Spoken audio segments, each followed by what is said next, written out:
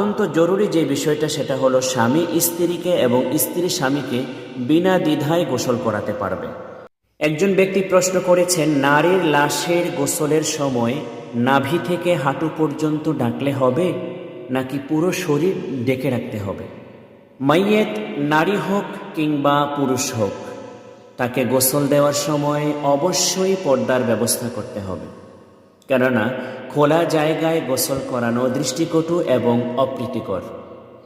গোসল করানোর সময় নাভি থেকে হাঁটু পর্যন্ত উভয়ের ক্ষেত্রেই ঢেকে দেওয়া অত্যন্ত জরুরি। নারীরও নাভি থেকে হাঁটু পর্যন্ত, পুরুষেরও নাভি থেকে হাঁটু পর্যন্ত এই অংশটা ঢেকে রাখা জরুরি। তবে খেয়াল রাখতে হবে, নারীর যেভাবে নাভি থেকে হাঁটু পর্যন্ত ঢাকা জরুরি, তেমনইভাবে তার বুকও ঢাকা জরুরি।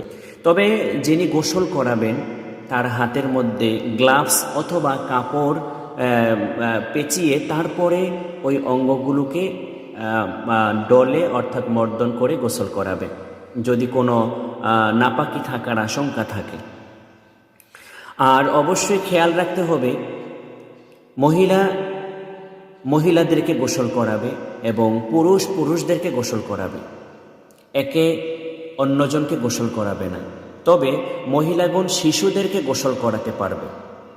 ফিকহুস সুন্নাহ প্রথম খণ্ড 268 নম্বর পৃষ্ঠা। আর অত্যন্ত জরুরি যে বিষয়টা সেটা হলো স্বামী স্ত্রীকে এবং স্ত্রী স্বামীকে বিনা দ্বিধায় গোসল করাতে পারবে। বাইহাকি তৃতীয় খণ্ড 397 নম্বর পৃষ্ঠা, দারেকুতনি হাদিস নাম্বার 1833 নম্বর পৃষ্ঠা, ইবনে মাজাহ হাদিস নাম্বার 1465।